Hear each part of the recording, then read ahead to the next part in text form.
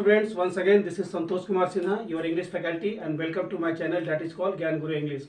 आपके सामने आज फिर मैं क्वेश्चंस लेके आया हूँ that is called fill in the blanks। तो आज हम लोग का सेशन रहेगा सिंगल फिलर्स और इसके बाद यानी कि कल हम लोग का रहेगा फिर डबल फिलर्स।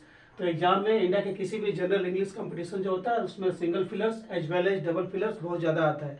और आजकल तो मतलब सिंगल तो आता ही है, डबल बहुत ज़्यादा आता है, डबल का बहुत ज़्यादा क्रेज है, इसलिए आप लोग फोकस करना है डबल पर बहुत ज़्यादा। तो आज हम लोग का सेशन रहेगा सिंगल फिलर्स का और कल हम लोग का सेशन रहेगा डबल फिलर्स का, जो कि SSC mains point of view से पूछा जाएगा सीजीएल का। So let's see what are the questions and what are the answer of those questions. Now question number 1, we need such a banking system that, ये that है आपका, we need such a banking system that dash top class services to its customer. एक बार और देख लेते हैं क्या बोलता है, we need such a banking system that dash top class services to its customers. तो हम लोग का क्या बोलता है कि हम लोग को एक ऐसा बैंकिंग सिस्टम चाहिए जो किसी भी कस्टमर्स को टॉप क्लास का सर्विस प्रोवाइड कर सके। So the correct answer of question number 1 is provides. ऐसे we need such a banking system that provides top class services to its customers, यानी कि जो टॉप क्लास का सर्विस प्रोवाइड कर सके उस तरह हम लोग को एक बैंकिंग सिस्टम चाहिए, यानी कि बैंकिंग सिस्टम एकदम टॉप क्लास का चाहिए उसके कस्टमर्स के लिए। ना question number 2, she had put on a dress that was not dash to the occasion, यानी कि वह इस तरह से ड्रेस पहनी थी जो ओकेजन के अनुसार से अनुकूल नहीं था, मतलब उसके विपरीत था एकदम। सो the correct answer of question number 2 is adapted, मतलब उसके अनुसार नहीं था, जो ओकेजन हो रहा था, जो फंक्शन हो रहा था उसके अनुसार जो कपड़ा पहनी थी वो सूट नहीं था। ऐसे हो जाएगा, she had put on a dress that was not adapted to the occasion, यानी कि ओकेजन के अनुसार उसका जो ड्रेस था वो सुटेबल नहीं था। So the correct answer of question number 2 is D. Now question number 3, we should not dash our emotions properly. इसका मीनिंग होता है कि हम लोग को अपना जो इमोशंस है ना उसको क्लियरली किसी को नहीं करना चाहिए। तो ऑप्शन ए में बोलता है प्रोवोक, जो कि इनअप्रोप्रिएट है, बी में बोलता है रेंडर, बिल्कुल इनअप्रोप्रिएट है, सी में बोलता है टेंडर, ये भी इनअप्रोप्रिएट है, और डी में बोलता है डिस्प्ले, मतलब हम लोग को अपना इमोशंस को किसी को जल्दी से और आसानी से शो ऑफ नहीं करना चाहिए, यानी कि रिवील नहीं करना चाहिए। इसका सिनोनिम हो जाएगा रिवील करना, यानी कि आपका जो भी फीलिंग्स है, इमोशंस है, किसी को तुरंत रिवील यानी कि शो ऑफ नहीं कर देना चाहिए। ऐसे we should not display our emotions properly, display means show and show means reveal, तुरंत किसी को पता नहीं चलने देना चाहिए। ना फोर्थ में बोलता है Ramesh was dash criticise for his rude behaviour, यानी कि यहाँ पर रूड बिहेवियर है, यानी कि नेगेटिव मैसेज जा रहा है, तो क्या बोलेंगे, Ramesh was severely criticise for his rude behaviour, उसको बुरी तरह से क्रिटिसाइज किया गया था क्योंकि उसका जो बिहेवियर था बहुत ही रूड था।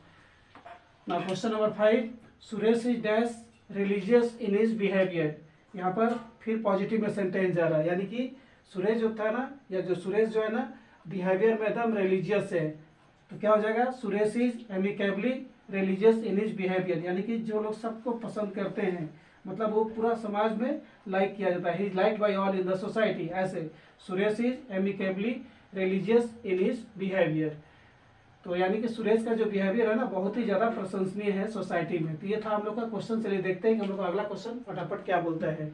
चलिए देखते हैं कि हम लोग का अगला क्वेश्चन यानी कि फिल इन द ब्लैंक से क्या बोलता है। So let's see question number 6, the song in the play can not be deleted as it is dash in the story. Once again, the song in the play can not be deleted as it is dash in the story, यानी कि जो song है ना play से उसको हम लोग delete नहीं कर सकते हैं जैसा कि यह स्टोरी में है। तो ऑप्शन ए में बोलता है इंटरवेंड, जो कि बिल्कुल एकदम इनअप्रोप्रिएट है, बी में बोलता है इंटीग्रल, मतलब बहुत ज़्यादा इसका इंपॉर्टेंस है, इसलिए इस सॉन्ग को इस प्ले से हम लोग डिलीट नहीं कर सकते हैं। ऐसे the song in the play can not be deleted as it is integral in the story, means it is very important in the story, यानी कि बहुत ज़्यादा सॉन्ग इंपॉर्टेंट होने के कारण उसको हम लोग उसको डिलीट नहीं कर सकते हैं। ठीक है, तो इसका आंसर हो गया B. So the correct answer of question number C is B, integral means very important, it was so important that it can not be deleted from the story. Now question number 7, she remained a dash all her life, तो वह सारा जिंदगी मतलब पड़े रह गई, तो इसका आंसर बोल रहा है स्पिंस्टर, मतलब कुंवारी, सारा जिंदगी वो कुंवारी बने रह गई। मैरिड नहीं होगा क्योंकि सारा जिंदगी मैरिड कैसे रह जाएगी, इसलिए इसका आंसर गलत है। बैचलर भी नहीं होगा और सिंगल भी नहीं होगा, तो क्या हो जाएगा, she remained a spinster all her life, यानी कि सारा जिंदगी वो स्पिंस्टर बन के रह गई, मतलब कुंवारी बन के रह गई।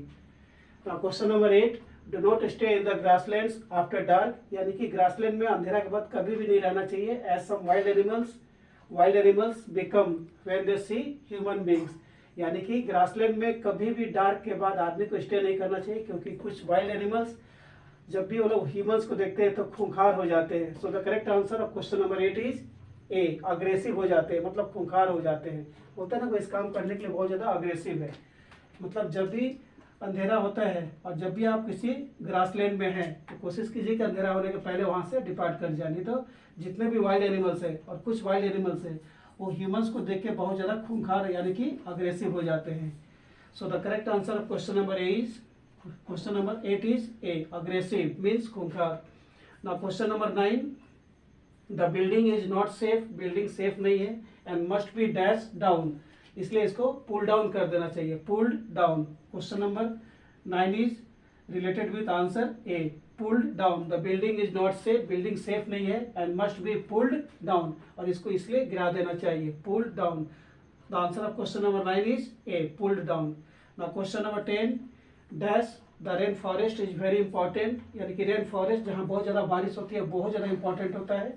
If you do not want the flora and fauna found there to become extinct, तो फ्लोरा एंड फाउना कहाँ पाया जाता है, जहाँ पर बहुत ज़्यादा बारिश होती है, इसलिए इसको प्रिजर्व करके रखना बहुत ज़्यादा जरूरी है। रेन फॉरेस्ट को प्रिजर्व करके रखेंगे तभी हम लोग को फ्लोरा और फाउना मिलेगा। इसका करेक्ट आंसर हो जाएगा प्रिजर्विंग, मतलब उसको प्रिजर्व करके रखना चाहिए, बचा करके रखना चाहिए। So the correct answer of question number 10 is C, preserving means बचा कर रखना चाहिए, ऐसे हो जाएगा। Preserving the rain forest is very important if you do not want the flora and fauna found there to become extinct. Extinct मतलब होता है लुप्त हो जाना। अगर आप चाहते हैं कि फ्लोरा एंड फाउना हमेशा रहे, एवरग्रीन रहे, तो उनको लुप्त होने से बचाना है। और जब हम किसी भी फॉरेस्ट को प्रिजर्व करेंगे, बचाएंगे, तभी हमारा फ्लोरा एंड फाउना यानी कि जंगल का जो सुंदरता है वो बरकरार रहेगा। So the correct answer of question number 10 is C, preserving मतलब बचाव करना। Now question number 11, the dash of our civilisation from agricultural society to today's complex industrial world was accompanied by war, यानी कि पहले के जमाना का बोल रहा है। The dash of our civilisation from agricultural society to today's complex world, आज का जो कॉम्प्लेक्स वर्ल्ड का जो सोसाइटी है, आज का जो कल्चर है, उससे कंपेयर किया है पहले का जमाना का जो कृषि का जिंदगी था। Industrial world was accompanied by war, आज सभी जगह वार ही वार है, सब जगह वार है। तो क्या बोलता है इसका करेक्ट आंसर, एडजस्टमेंट, तो बिल्कुल इनअप्रोप्रिएट हो रहा है। ऐसे अगर बोलते हैं हम the adjustment of our civilisation from agricultural society to today's complex industrial world was accompanied by war, तो ये आपका आंसर एडजस्टमेंट इनअप्रोप्रिएट है, मतलब सूट नहीं कर रहा है। माइग्रेशन भी यहाँ पर सूट नहीं कर रहा है, माइग्रेशन मतलब होता है पलायन कर जाना, ये भी सूट नहीं कर रहा है। सी में बोलता है रूट मतलब रास्ता, ये तो बिल्कुल इनअप्रोप्रिएट है। इसका करेक्ट आंसर हो जाएगा मेटामॉर्फोसिस। इसका मीनिंग होता है complete change, a complete change.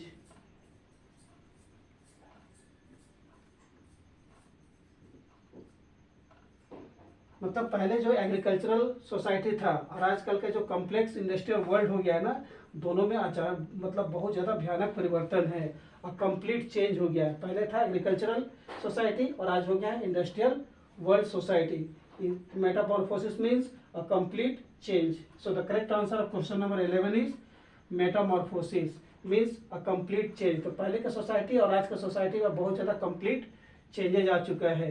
So these were the questions regarding single fillers. Tomorrow once again we shall meet with double fillers. अगर आपको ये वीडियो अच्छा लगे तो इसको लाइक कीजिए, शेयर कीजिए और ज़्यादा से ज़्यादा आपको सब्सक्राइब करना है। Thanks for watching the video.